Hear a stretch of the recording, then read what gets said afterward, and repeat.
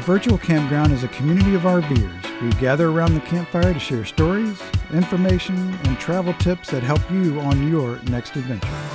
Your camp hosts, Deborah and Barry Benton, are full-time RVers in search of quaint bookstores, cozy coffee shops with great Wi-Fi, and epic photography opportunities, all to share with you. So pull up your chair and join us in the Virtual Campground. Welcome to the Virtual Campground. We are so glad you are here. We're going to talk about one of our favorite places, Sedona, Arizona. Sedona. And do you remember why it's one of our favorite places? Well, it could be called one of our favorite places or the place that done me in. Well, you can't look at it that way. So here's the deal. So this was our destination for our inaugural RV trip. When we were still trying to figure out if we were going to be RVers. We were just trying to figure out if we were going to buy an RV to take occasional trips. Let's all be very clear. That's what I told you. So we rented an RV. We hopped in the Jeep, pulled the RV cross country, from Dallas, Texas to Sedona, and stayed there for a week or so. And then it was an R-Pod. We rented an R-Pod, which we don't recommend not in a Jeep. Towing with a Jeep, but that's what we did. Yeah. You can go putt, but we did it, and we got all the way to Sedona, and we were only supposed to be there, I think, like 2 nights, 3 nights, and we extended. Loved it, and then we extended again. So we really obviously liked it. Yeah. That was our first trip to Sedona, which was really kind of surprising. Since I'd been raised in Texas, you would have thought I'd made it over to Arizona once or twice before. And I had, just not Sedona. We had, just not Sedona. And so it's a really cool place. It has this sort of a mystical appeal to it. And but we're not going to just talk about Sedona, though, because that's one of the things that we learned on this last trip that we did just last year or so, was that there's so much to what's referred to as the Verde Valley. And which is kind of a funny name for that area, if you ask me. Yeah. Doesn't Verde mean green? It's very red. Yeah, it is very red. So, I mean, that's the Verde Valley really encompasses a whole lot of different areas, and that's Sedona. So let's go up to Verde Valley. So, this is all of Arizona. So from the Grand Canyon down to Phoenix, but we're focused mostly on that middle part, which is Flagstaff down to Prescott, over to Camp Verde, up to Cottonwood and Sedona. Did you just pronounce that wrong? It looks like Prescott. It does look like Prescott, but the locals call it Prescott. Yes, they do. Like a press kit. Yes. Yes. So that was one thing it took us a few minutes to get used to. But yes, that where the star is, essentially, that's from Sedona over. That's what they call Verde Valley. Yeah. Encompasses all that area. An area really rich in a lot of history, and that attracts a lot of people for lots of great reasons. So, it's a really cool area. Place. So Verde Valley, essentially, we have. So Sedona is the biggest thing that attracts people. Yeah, the most tourist-friendly, sexiest place, I guess you could say. But there are a lot of historic small towns from the very historic mining cities like Jerome and Clarksdale, and then you've got kind of the old west town of Prescott. Yeah, Whiskey Row and all that. Yeah, Whiskey Row, and very funky Jerome. Yeah, Jerome has a lot of interesting. It's a ghost town, not. It's kind of strange, but we'll talk about that more later. Yep, absolutely. Okay. So let's talk about Sedona. We're going to cover that first because we have a lot to cover there.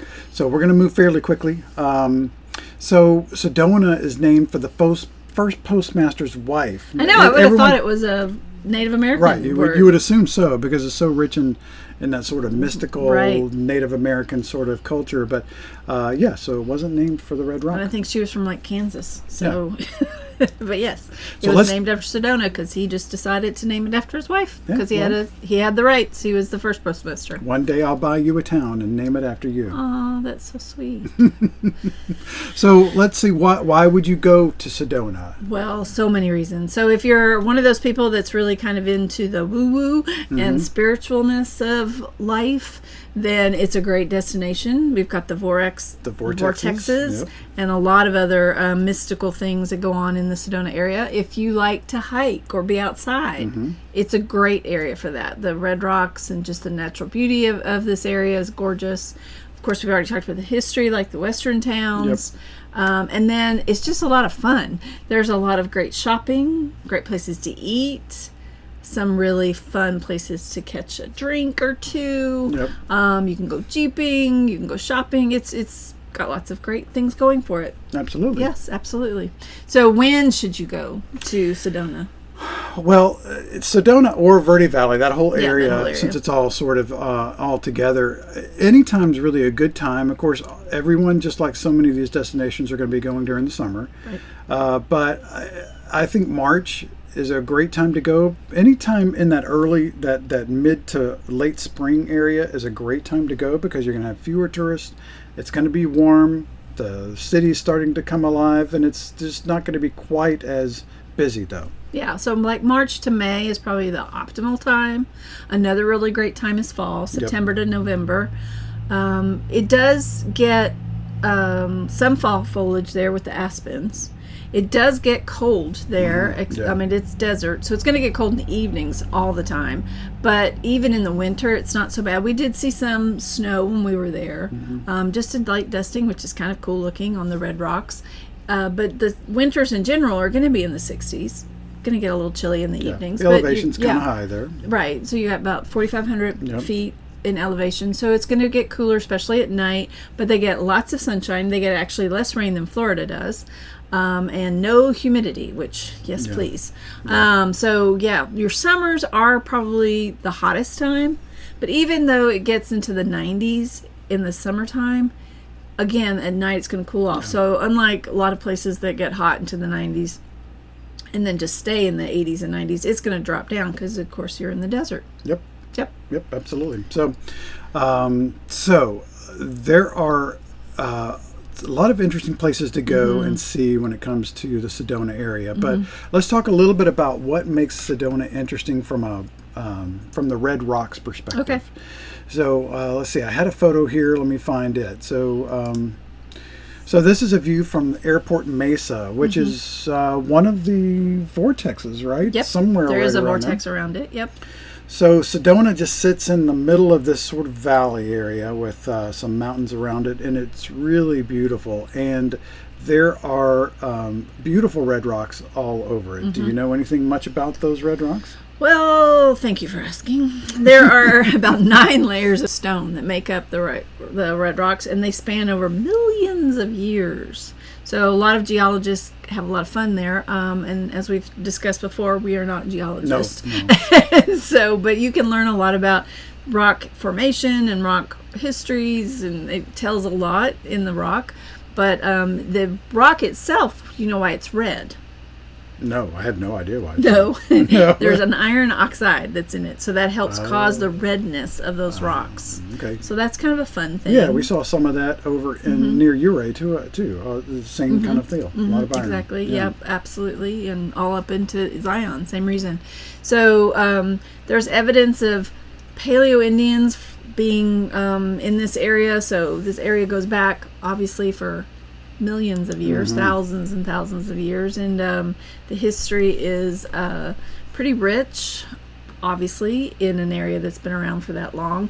The first Spanish people visited in 1582, which is actually even before the first settlers came for Jamestown, right? I think so. Spanish were making their way up into that area. The white settlers didn't arrive until about 1865. They came, of course, to start farming along the Verde River and its tributaries. And they had a lot of settlers coming in to farm. Then they found some rich mineral strikes, and that's where the areas up in the hills, and especially around Jerome, started to really get established, those towns of Jerome and Clarksdale.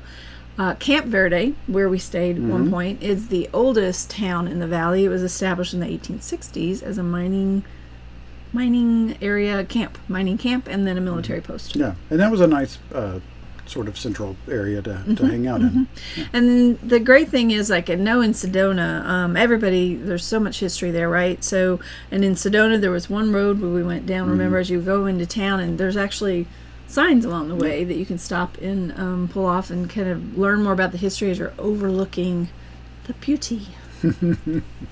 So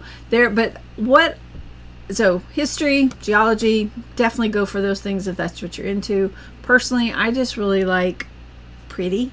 And Sedona delivers majorly in just pretty. The nature of things in Sedona, things like the rocks are obviously just amazing, and the rock formations, they really feel like the rock formations are in many ways personalized or personified, is really they have lots of unique names for all these different rocks. But to see a rock that's been around for millions of years, and then a tree that's just trees struggling, coming out of the rock, and I just think that perseverance, it just really captures my heart, I guess. Yes, the rugged, and then you see this life coming out of it, and just fun things that you'll find. I mean, now I don't think that rock got into that thing without some help, but it is a heart-shaped rock, and we did actually see several of those kind of things. It's kind of interesting that they would break off into hearts. So just really pretty nature things. Lots of legends. If you really do go around, we recommend even getting a guided tour. You're going to learn a lot about the legends that created some of these rocks and why they're named the way they are. So that's always a fun thing too. Yeah. So why don't we talk a little bit about what people should see when they go to Sedona? Okay. So here's that highlight map. There are lots of different resources available once you get into Sedona for finding that map, and of course online there's tons of stuff. But there are some key rock formations that everyone has to go see and hike around and take pictures of and that sort of thing. We'll cover a couple of those here, but do some research, and then you'll find plenty of information on these things. You'll find out also how difficult some of them are. Most of the key ones that people go to, I'd say that they're pretty easy to do. So within ability to do, and you certainly don't even have to hike. You can just see them from the road. Drive through town and you'll see plenty of these. Some of them are very easy. So one of the things, let's talk about that airport mesa again. So the airport sits up on a mesa, and that's one of the vortexes, of those 7 or so vortexes around town. Can't remember exactly how many, but this is one of those areas. So we went up for a sunrise hike, and did some really cool views from up there. So we went for a sunrise hike. This is one of those hints. So this area that we're at is a rock formation. So as you're going up the highway, do you remember the name of that highway? I don't remember. Heading up into the airport, but you'll see probably the signs Airport going Mesa up to Road or something like that. Airport Loop Road. So we parked where we saw the first outcropping with a bunch of cars, kind of a little pull-in area. So we parked there. The airport mesa is really great from an outlook overlooking the city. Yeah. This area is looking the opposite direction. Yeah, you can actually, from this, if you go to the other side of this, it actually gives you a 360 degree view. So it's a really neat place to get sort of a overview of the whole area. Yep. And you can see some of the rock formations off in the distance, maybe Cathedral Rock or Castle Rock off there in the distance. So that's a really cool place. And then that same area, that parking lot specifically that you were talking about, this is the view from there, similar to that one we showed earlier. But this is, we went up there with our good friends, the Kempers, and we did sunset from there. And this is parking in that parking lot and just walking right across the street to this huge overlook where there will be lots of people hanging out with you, watching Take the snacks sunset. and a bottle of wine or something, and you can sit there and watch, and it's really amazing because as the golden hour comes across, and you can watch the light just go across the rocks, and it changes the colors and the beauty of it just so much. So definitely highly recommend going up to the airport mesa at sunset. It's a beautiful place. Okay, so let's talk about some of the other areas we went. There was one place as I was doing my research that was very popular with photographers. I've seen it referred to a couple of different ways, but one was Oak Creek at Cathedral Park, also Crescent Moon Picnic Site. Now, this is some sort of state park or local park or something, and you park in the parking lot and you ride into, or you walk closer to the river there, and you get some really neat views. You can get the reflections of the mountains and the water, and there is some running water nearby there, and some really beautiful. So this was place to again a hang out. spot we went to near sunset to get Yeah. that lighting on this. Now we got there really early because we thought we had to hike to get to this spot. Come to find out, you park in the parking lot, and it's essentially across the parking lot Yeah, down it's a little hill. Not a far walk at all. It's not a far walk at all. And there were probably So- another 4 or 5 photographers there. Lots of hanging out with us. photographers, yep, and just people. Because it's also, I mean, during certain times of the year, you can kind of walk across right there to the other side, and there's a little bit of a hike that you can do. When the water's not terribly high. So, but it is beautiful over there. Yeah, really nice. And you're seeing basically the backside of Cathedral Rock. And then one of the other places that's really popular to go is the beautiful church, the Chapel of the Holy Cross. Yep. And this has a really interesting story behind it. Yep, there was a local rancher, Marguerite Stade, who was inspired by the Empire State Building. Now, I don't understand completely why that was the inspiration for this, but she wanted to build a church. She originally wanted to build it in Budapest, so she got together with the son of Frank Lloyd Wright. His name was just Lloyd Wright, and was going to build this church in Hungary, but then World War II came and made her return basically to Arizona, and she got permission to build this church on the Coconino National Forest. And so she built it. It took about 18 months to build it. It cost about $300,000. They finished it in 1956. And this church is essentially built right into the rocks of Sedona, and the cross kind of stands out as you're traveling around. You'll see it. It was chosen also partially because those rocks in that picture there, on the right, you'll see that those rocks there, those are said to look like nuns, and one is said to look like the Madonna with child. So they wanted to kind of build the church over there near these rock formations. Our recommendation is to go early because it does get crowded here. There is a small parking lot near the church, but you can also park kind of down the hill, and then you just have to hike up the hill. Up the paved walk to the church.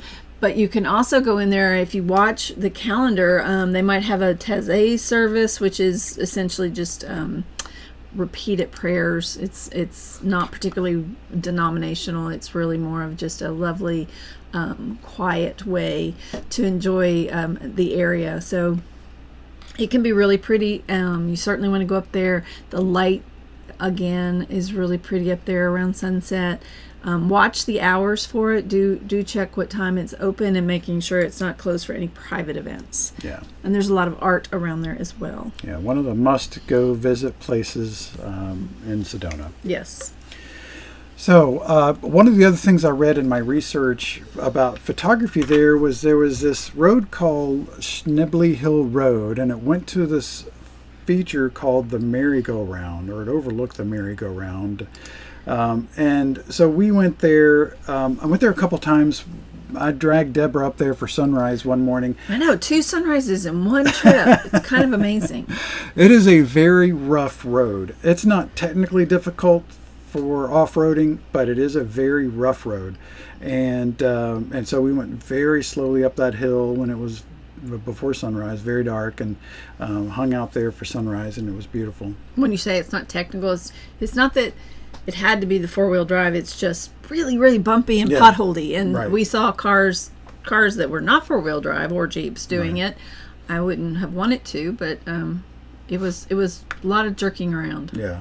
But it's if you have 4-wheel drive and you want to go have a beautiful scenic drive. Now this Schneebly Hill Road goes all the way from near downtown Sedona all the way to Flagstaff.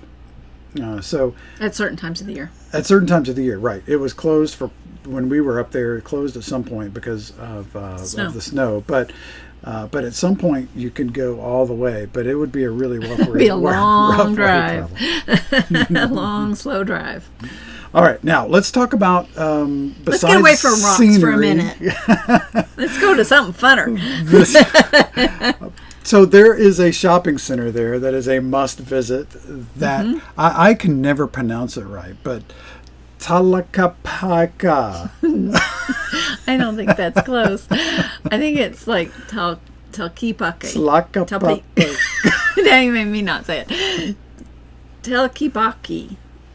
It's the same key. So Telkipaki. Yeah, something like that. Tlaqueupaqe. Telkipaki. I'm sure somebody will tell us that we did it wrong. Somebody will fix it. So anyway, but it's a really cool shopping center. Yeah, now, it is. if you're not into shopping a whole bunch, it's just fun to go take pictures of all the little details that Or are just to throughout go see it. And there's a couple of galleries that yeah. are really cool. Yeah, just to walk through it is a really neat experience.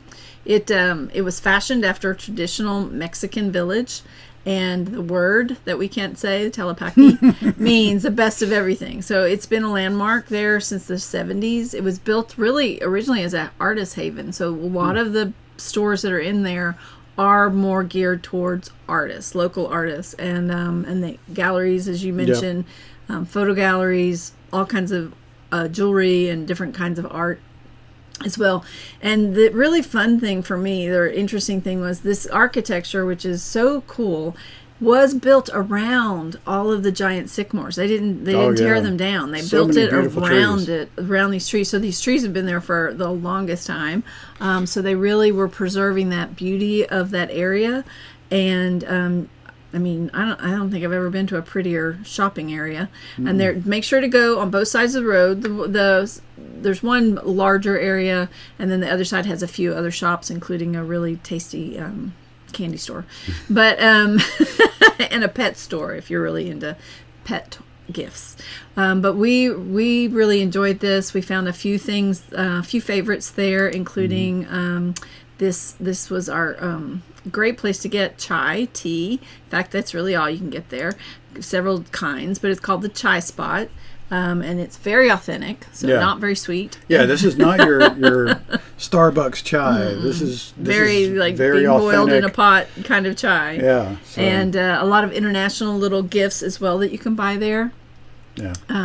There's also a couple of great restaurants there. We really enjoyed the Secret Garden. It had delicious brunch. Ooh, that's making me hungry just looking at it. And then we also found a really cute Feliz Navidad that had some great ornaments in it for Christmas gifts and things. So lots of nice shops, fun things that you can find there that are very unique. You're not going to find them really anyplace else. Yep. And speaking of unique, there is another shopping center that's just on the edge of town that's called Sun Silver West Galleries, and it's just got a bunch of really fun, interesting things. Funky would be a good word for it. So you've shopped and you've seen a few things. Yep. Maybe you should be a little more active. Yeah, let's after you've had that big breakfast, especially, which is exactly what we did. Yeah, we went and got a great breakfast, and then we went to Bell Rock. Yeah. So there's lots of different hiking around all of the different rock formations and all throughout Sedona. But Bell Rock had a lot of interesting hiking trails as well as biking trails. So it's a beautiful little, relatively easy hike. It's about a mile and a half. It gets steep as you get to the top, but you do not have to go all the way to the top. Yeah, they had a loop that just went around the base. Yeah, and then as you get around to the back side of it, you can see the Courthouse Rock and Cathedral Rock as well. There we are. Oh, so cute. Another hike that we did, this was actually on our first trip to Sedona.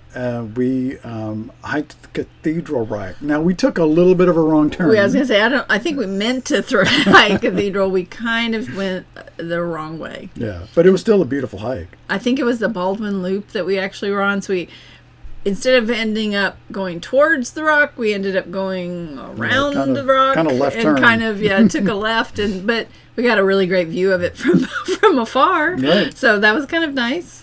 Yeah. So just watch your signage and read it and see what it says. Because, the good thing is you could see it the whole time. And actually, I think it was a better hike for us at that point. Because to get to the top of Cathedral, I think it got kind of steep at the top. It looked steep anyway from the bottom. So those are just a few highlights of Sedona. There's so much more to it. We could do hours on Sedona, but we just wanted to hit some of our favorite highlights and talk a little bit about that. So, and really, it is so much of it is hiking friendly or walking friendly. They've got great paths. Just grab a book that can give you information about trails and figure out which one's the best for you. And I really recommend going and if you can, hanging out for a while. Like we found one where we could hike up there and we could watch the rocks. You were photographing, so I got to sit there for about an hour or so while he was photographing. But it was fascinating just to watch how it changed as the light changed. Right, it's constantly changing the look of the mountains. It is, and it makes you understand why they think that those rocks are alive. Yeah, it's beautiful just to hang out someplace, and it's also kind of fits with the whole Sedona vibe, is to go someplace, one of these vortexes, or someplace with a beautiful view, and just sit quietly and just let the mountains change in front of you. Listen to the rocks. So, but there are so many things to do outside of Sedona as well. So let's talk about a couple of those. One of our favorites was Cottonwood. Yep. And really cool town that's not far from Sedona at all, and has a lot of little shops and restaurants. And it's probably really, as you're coming out of Sedona, it's one of the first ones, and lots to do. You're right. Yeah. And the Belfry restaurant and brewery was one of our favorite stops. We actually stopped there a few times and met some friends, Peter Holcomb with Famagogo, and then we had our good friends Scott and Andrew come by, and so we went out with them, and so a really cool place. Yeah, they were camping with us. So cool place and cool restaurants. This is a great place to go. Archie. Now, when we were there, it was still pretty serious COVID times. The restaurant was open. That was great. We sat outside by the fire pit, and that was lovely. But I think in normal times, they have a whole section in the back that's full of games where you can actually play bocce ball and other things that just happened to be closed while we were there. The great thing about Cottonwood is this main street. It's just a very walkable area for you to hit. Lots of culinary places. I think their Arizona Republic even named it at one point a culinary hotspot. So there were a lot of great places to go there. Yeah, among them, there's a little tasting room, Burning Tree Cellars. We hung out there for a little while and listened to some good music and had some. He was awesome. If we asked him for a song, he knew it. That's He'd sing it. It was amazing. And then there is a brewery outside of town called That Brewery, which we enjoyed. We just enjoyed the name of it too.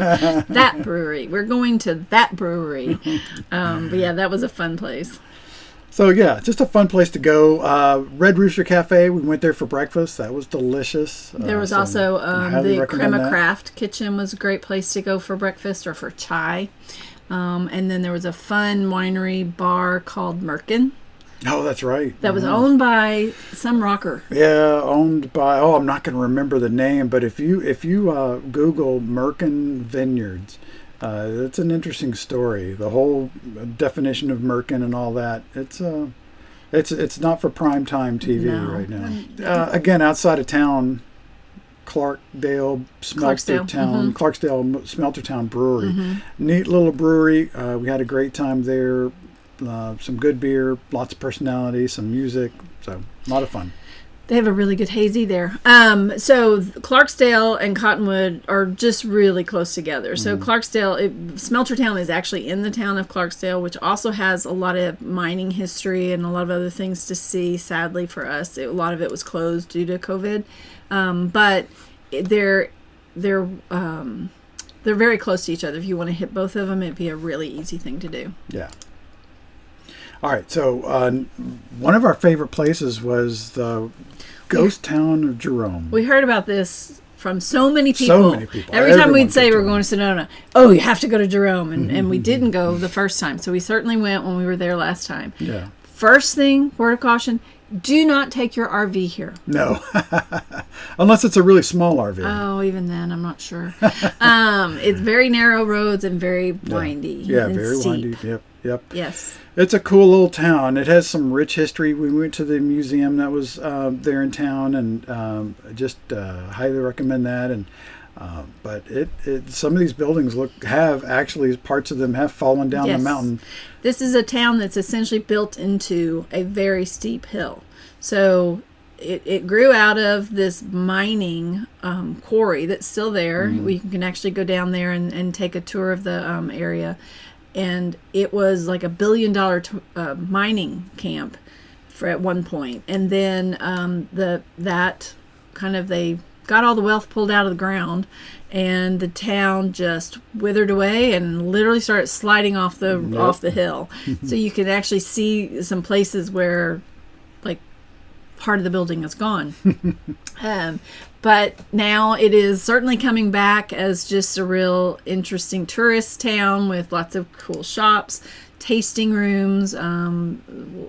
The wine is actually a very big deal in this area, so a lot of tasting rooms for you to see there. There's a hamburger place that's supposed to be haunted called the Haunted Hamburger. So they really play that up, but it was kind of fun. Has a great porch. So a lot of just fun shops to go in and out of. But yeah, it's a funky little town. Yeah, that's a lot of fun. Yeah, it's a lot of fun. Let's see. All right, so where else did we go? Oh, Flagstaff. So Flagstaff is a pretty big town, relatively speaking. Was a really beautiful drive. Yeah, you drive through a canyon to get there. So you're driving up the canyon, one of those just gorgeous scenic byways, and then you end at Flagstaff, right on Route 66, right? Yep. And lots of fun things there, bookstores, again, a brewery. Not that we're on a theme here, but there was a lot of that, and shops, and just a railroad area that was kind of fun. So just really a fun place to go. We didn't spend that long there, really, because we just were driving up there and got out and stretched our legs, got something to eat, and then returned. But there's lots of fun things you can do there. Lots of history, obviously, there, too, with Route 66. Yep, and if you are into tea, there is a nice tea shop there. The Flagstaff Tea Company, and they also make their own chai, so it was a nice little place to stop. So Flagstaff, pretty easy to get to and lovely to visit. Well, and they have a gem store. You should see the rocks. They're a rock store, I guess I should say, gems, minerals and rocks, but and which is also something you can find plenty of in Sedona as well. Oh yeah, my gosh, everywhere you go, everywhere I went, I had to put a kibosh on myself buying anymore. I have lots of pretty rocks. All right, now let's talk about that fun town named Prescott. Prescott. And that's looks like Prescott, but it's Prescott. And a local will correct you pretty quickly. Pretty quick. But it's a nice little town. Now, it's one of its claims to fame was Whiskey Row. Right. So they have kind of a big square. There's a courthouse there, and then around it was essentially, rows of these shops, and there was at one point Whiskey Row, which is lots of saloons, there's a couple of saloons left. A lot of the saloons have now been turned into either a brewery or an art gallery or a shop. Yeah. But still is the known as Whiskey Row. Yeah. Yeah. Now we went a little bit outside of town, and we did a hike. Flume Canyon, Western Dam. Watson Dam, rather, sorry.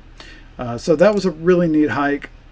Really interesting rocks. Yeah. I mean, really Mars-like. Yes, really strange and bubbly looking rocks. I don't really know. It does look like lava that just bubbled up. Yeah, it's just really interesting. So we both started out together on this and went for a while, and then Barry decided he wanted to go all the way over to the lake, and I decided I didn't. So I walked back to the car and rode around to pick you up so you didn't have to do it. Thank you. You're welcome to do the round trip, but it was very pretty. I think next time I really want to go back and do Lake Lynx. There's a place there. It looks gorgeous, blue water that we could kayak on. Nice. Yeah, that'll be nice. Cool. All right, so those are really quick highlights. There's, like I said earlier, so much more to do and see, but we just wanted to give you some of our quick favorites and highlights. So next time, other than links, what else do you think we should do? Well, again, when we were there, the first time we went there, we were just focused on Sedona. The second time we went there, we did much more in the area, but a lot of it was closed due to COVID. So I really want to make sure next time we get back to go to Montezuma's Castle and a lot of the other Native American sites that we couldn't get into when we were there. So that's what I would absolutely say. We were boondocking close to one spot that was a Native Americans. We wouldn't great heritage to go spot, over there. But it was close. We got to drive a little close to it, but that was about as far as we could get into it. And like all these places that we go to, check on your timing because there are always events and festivals and the farmers markets and the farmer market in Sedona was really good. So I definitely would suggest checking that. And you want to also know about these things because Sedona, when it's busy, gets very, very packed with people and cars, and it will take you a while to get through town. Really avoid, just like we said on our last video, avoid getting there in the middle of the day and expecting to move quickly. Try to get there early and late. Sedona, the thing is, if you're not staying in Sedona, it can be difficult to get into and out of, especially on the weekends. Yeah. The weekends, it gets a lot of weekend traffic. People just driving up from Phoenix or whatever those other towns are that are close to Phoenix, Scottsdale. And so, we really would say you want to try to go on the weekdays. That would be my first suggestion. If you're going on the weekends, you're going to sit in traffic. Sedona has very limited, it's almost like 2 lanes in and 2 lanes out, right? Right. So you really, it's more than one way, but pretty much one way in and out. So everybody's on it. So, and then the main road that everybody goes on is just this one road that's got most of the stores and stuff on it. So it really is going to get clogged up. So you want to just be prepared for that. Be prepared, and know that. Pack your patience is in other words, because it did.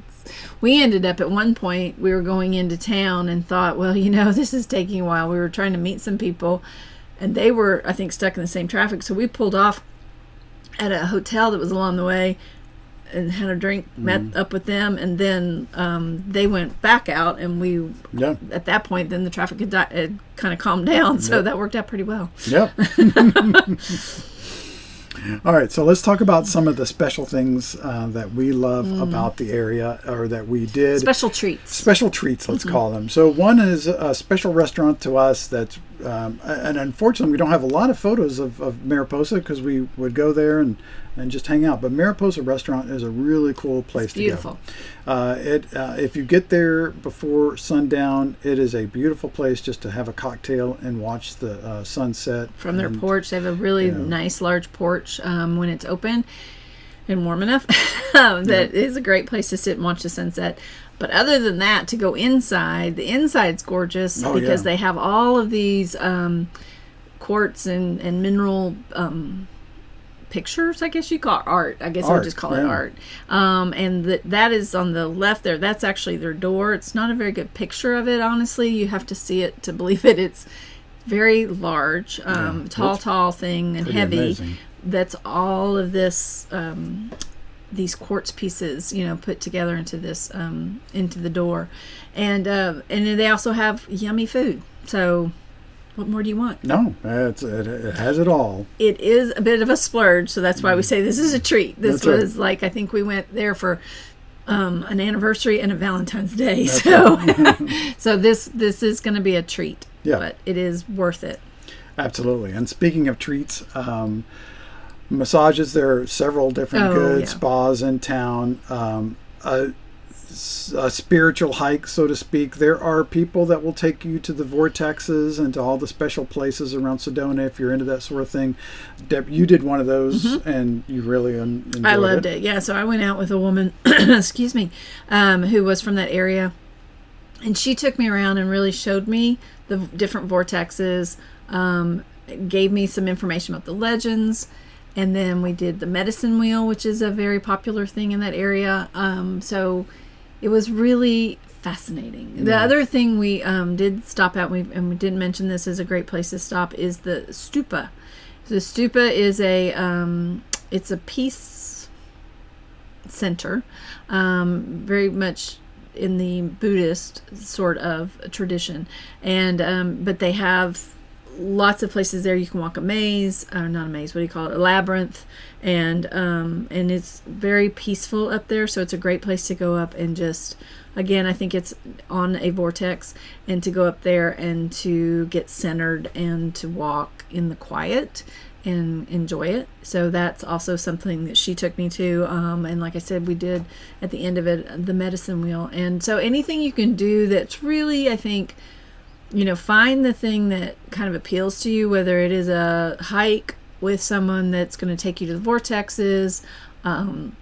They have lots of different things in town that can give you more information about the Native American ways, and like the medicine wheel, and you can do some of these things. And I think it's just, if you're going to go to Sedona and it's so packed up with all of this mysticism and spiritualness, just step into it wholeheartedly and try it. Embrace it. Embrace it. It's part of the experience. Exactly. And then there are also lots of tour operators in town. Jeep. Well, I know when we were coming back from our sunrise, so many Jeeps were going up the trail. So lots of Jeep operators, other trail operators that if you don't want to drive around and find these places, they'll be glad to take you. And one of the cool things that I did, speaking of splurges, is took a helicopter tour. This is great from a photography perspective.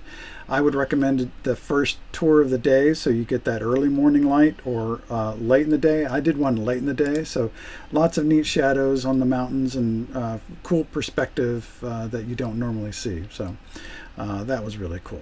A big splurge. But definitely worth it, especially if you are a photographer, or just a person that really likes to see things from afar. Yeah, it's just a different perspective to get up in a helicopter and see all these beautiful features. One thing I didn't mention when we were talking about Mariposa, there is a really cool wine bar, restaurant / beer place that really had some cool vibe to it. That is not it. It's the Vino di Sedona. There we go. With the sparse woodsy walk, he was stopped on the walk as he rolled the big thunder and oh, they all knew at a glance when he took up his stance and he sailed on the Irish Rover. So that was a really cool little place to go. So that was, again, kind of on the way into the town, if I remember right, called Vino di Sedona. It had, it was a wine bar, but it had also had one of the better beer lists that we saw too. Nice beer selection. And they had an indoor and an outdoor, and you could also eat there. That little band happened to be there one of the days we stopped, and that gentleman in the middle was 93 or something years old, and the gentleman to the left was his grandson. Yeah. And they had started playing together, and he was quite the flirt. Yeah, he had the a lot grandfather. Of personality. The grandson, he did. He was very popular. The grandson was following him around, making sure that he didn't get into trouble. So, but we did talk about this a little bit. Yeah, this is not, just to be clear, this is not Vino di Sedona. No, this is a winery. DA Winery. And that was one of the things that surprised us on this visit was the wine trail that's near Sedona. That was really cool. I did not realize that Arizona made, well, I knew that they made wine because what we've learned as we've traveled around is every state makes wine. But this is good wine. And we did not realize they have such an industry in this area. So basically from Clarksdale all the way over into Cornville and Sedona, you can go and there are quite a few wineries. This one in particular, the DA, is down this cute little road, and it was beautiful. You can see there was lots of places to sit and get your wine, and they had live music, and it was really, really a fun little area. I was really impressed that not only what it looked like, but also how tasty the wine was. So this is certainly, there's also right on this same road, this is Page Springs Road, is where DA is, and there's also Oak Creek Vineyards and Javelina Leap. So quite a few just right in that area that you can go and try as well. So Yeah. definitely worth a thought for a day or so to go do some wine trail. I think we'll go explore that a little more next time. We'll definitely have to. I think we only really made it to this one, plus of course the tasting rooms that we did in Cottonwood. But definitely, it's a nice change from breweries. Yeah. All right. So I believe those are the highlights that we wanted to share with you as far as things to do and see. Let's talk about where to stay. Yes. So there are quite a few options in the area. Now, one of the things that we opted to do, we stayed in Camp Verde, Rancho Verde, if I recall. Yep. And there's another place next to it, Verde Ranch, near right somewhere, something like that. Yeah, there was another one right next door to Yeah. it. There's a larger one called Verde Ranch Resort, I think it is. That was probably the more well-known one in that area. And then also I've heard good things about Zane Grey. Okay. But we stayed at Rancho Verde. It's much smaller. There were quite a few people that lived there more permanently because they worked in the area. The interesting thing about Rancho was... we found was that we were sharing. We were back to back with someone. Yeah. So that was essentially one long site. Yeah, one long site. But so 2 people back to back. So definitely look at your map there, and maybe there was one on the edge. That's a good one because you're not sharing with anybody, and then some around the back ends. Yeah. So just something to look at when you go. But it is a good location. It was very central. Yeah, it's a good location to explore the whole Verde Valley area. Yeah, a little further away from Sedona, but certainly within 20-30 minutes. Cottonwood, we stayed there, and we stayed in a place just halfway between really Cottonwood and Clarksdale. I think officially is Clarksdale. But it was called Rain Spirit. We got a kind of tickle here. I don't know if you can see it, but that's our rig. Top left, on the top left. But then 2 rigs. We had our twin rig that pulled in after us. But anyway, that is really good. That's a great location, I thought, because it was right there between Clarksdale and Cottonwood, which I really fell in love with Cottonwood. If it didn't get so hot there in the summers, I would think about living in Cottonwood. But easy access to both cities. We also, when we were in Cottonwood at one point, we stayed at the Verde Valley Fairgrounds. Oh, that's right. And that was a really, it was pretty dirt road. No, but it's not glamorous. But no, it worked. no hookups or anything. But it was inexpensive and really easy Good to location. get in and out of. Really great location. It was right in the middle of Cottonwood, this town, not far from that brewery. That's right, which was always good to be near that brewery. Yes. Now in Sedona, if you want to stay inside Sedona, we would recommend the Rancho Sedona RV park. It is literally right on Oak Creek. Such a great location. Oh my gosh. You can walk to Telepaki, and the shopping area that I've sort of said, right? And a good bit of Sedona you can walk to from it's a little bit of but you could absolutely you could walk up to it or ride bikes, probably would be good. But that one, beautiful, had lots of nice trees. That's where we went when we were there with the R-Pod, and we moved 3 times I think in order to stay. So and it's actually, you'll pass it on the way up Schlemley Road. Schnebley Hill Road, yeah. So you will pass it. But that's a great place to stay. But of course, our favorite place to stay in Sedona is boondocking. Yes. So off of 525, anybody that knows anything about Sedona is going to tell you to go off of 525. Easy for me to say, right? So 525 goes right across 89A, which is the main road you're taking in and out of Sedona. And you take 525. We found that the west side was easier for big rigs.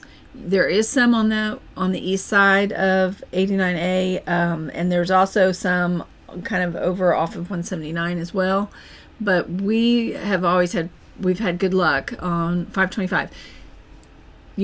Don't try this on the weekends because it will fill up quickly with weekenders. But if you can get there on a Thursday to stay over the weekend, it's really quite lovely. And if you're going to be there a while, I would really recommend getting there on a Sunday night or Monday morning, and just people will be leaving and heading back home or whatever, and some spots available. But It really is a gorgeous place to hang out, but it is dirty. There is a lot of red dust everywhere, and that was the back of our rig once we got settled in our spot. It's kind of crazy. If you like clean rigs, you may not want to go there. But if you love pretty views when you wake up in the morning with your coffee, it is absolutely the right place to be. When you come right off the highway, there are some spaces there. It's almost like a big parking lot that there you'll find a lot of rigs parked along there. If you can, if it's not been raining, because we tried it one time and it was way too muddy to take the rig out there. But so if it hasn't been raining and you are in a rig that you feel comfortable doing with it, I recommend taking your tow and scouting and going up and seeing how far you think your rig can go up. If you have a van, there are some great spaces, really a few miles up into 525, getting kind of close to the is it the Palaki, the Native American Palaki, the heritage site. There's lots of spaces up that way. You can also, if you keep going up to 525, it'll circle back around into Boynton Canyon, which has got some great places to hike and mountain bike. So we saw a lot of that if we followed it on around. But there are some great places. We took Big Al. She's a 36-foot Class A. Nice and slow. Took her slow, went up a hill, and then found this gorgeous wide open space. Pulled into it. We had another couple that came and joined us there.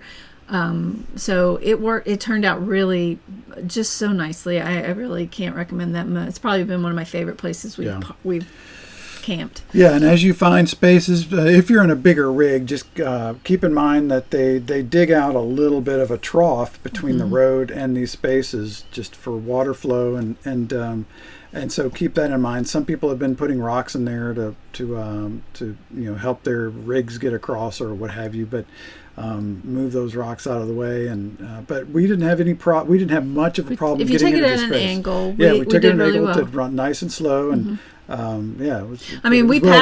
passed up some spaces and said, nope, can't get in there. Yeah. I mean, it would be too rough on her. But there were some really good spaces that you could find and large enough for you to turn around as well. And good AT&T cell service from here. It was. We were able really to work. good. Great. Just fun. So, and the thing with boondocking, for those of you that aren't as comfortable or familiar with it, you just look for a place where they have like a camp ring. Because, I mean, if there's a fire ring there, then it's probably a spot that they've assumed and people have tried boondocking at. Yep. And then you'll feel pretty comfortable knowing that you can do it there. That's right. And 525 is absolutely one of the more well-known boondocking places, I think, in the country as far as people all knowing about it. Yeah, and check on the local regulations. I think that one was a 14-day stay maximum, if I recall. Yeah. Most places like that are when they're in national forests. Some of the more popular will limit it to 7 days or something, but most are 14. All right, so what else should we talk about? Well, couple of other pieces of advice. So if you are going to Sedona and want to go to Mariposa or any of the other more visited restaurants, not your fast food, I guess is what I'm saying, you might want to make a reservation, especially if you're there over the weekend. Again, it gets really crowded on the weekends, and we went to a couple places and weren't able to get in because we did not have a reservation. So definitely make a reservation if you can. We definitely say to check out the wine trail, and remember what we said about traffic on the weekends. Yeah, and if you're an off-roader, if you're into jeeping or mountain biking, there are some great trails for both of those, as well as just regular hiking trails. Get to the trailheads early. It's just like we always say, it's very popular, and there are going to be a lot of people there on the trails. Yeah, and plus, you don't really want to be out there in the middle of the afternoon in Sedona. It does get pretty warm. Even, in the winter or early spring, it can get pretty warm, and definitely pack a lot of water because you're going to get dry. It is a very not humid place, so it's very dry and it will dry you out. Yep. So let's say you got 1 or 2 days. What should I do? Where should I go? What would be the best? So many options. Well, I would recommend, if you're into boondocking, that you find a place off of 525 or someplace out there, someplace nearby to boondock. If not, see if you can get into Rancho Sedona. Sedona. That's right there near downtown Sedona. I would recommend you start there, and then you go to Talapaca, something like that. Yeah, because sure. Go there. Go have your breakfast. Get your chai on, and then go on a hike. Or your coffee, and go on a hike, either to Bell Rock, Cathedral Rock, or one of the other local hikes. And then, depending on what time you get done with that, I would grab maybe a lunch. That's a quick lunch you can take with you, and then drive over to Jerome and go up that road. It's a really cool place. You can do Jerome pretty quickly if you have limited amount of time. There's some shops you want to go to, and go grab a hamburger if you want it at the Haunted Hamburger or what have you. And then make your way back into Sedona. And I would end my day at the airport overlook. Bring some chairs. Bring a cooler of wine or whatever your favorite beverage is, and just hang out and watch the light change on the mountain. That would be my perfect day. That would be your perfect day. I think that's a pretty good day. Now, the one thing I would add is that if I was going to do it, I might want to spend a day or half a day in Cottonwood, because I really enjoyed Cottonwood and the little shops, and have breakfast or lunch there. And then I'd want to find a place to get a massage. And some kind of crystal experience or a massage or something in the spiritual vein, and maybe go to a vortex and with someone that's doing meditation or yoga. That would be fun. And then I'd go to Airport Mesa. I'd still end my day at Airport Mesa with the sunset and a bottle of wine. Well, that sounds lovely too. Yes. So that would be probably mine. All right, so those are our thoughts, highlights, and ideas about Sedona, Arizona. Yeah, so let us know in the comments. We know we've missed some things. There's so many things, yeah. So, it's not like we don't know we've missed some things, but we would love to hear if you have some specific things that you love to do around Sedona. Or the right way to say it. Or Verde Valley, or any of those sorts of things. So, let us know in the comments what you think. Any questions, please share this with your travel-loving friends. We'd love to grow this community, and let us know if you have any questions. Please do. And we will be back with more in the future. Yeah. More towns. Until we get to see you in person one day, thanks for being in the virtual campground. See you around the campfire.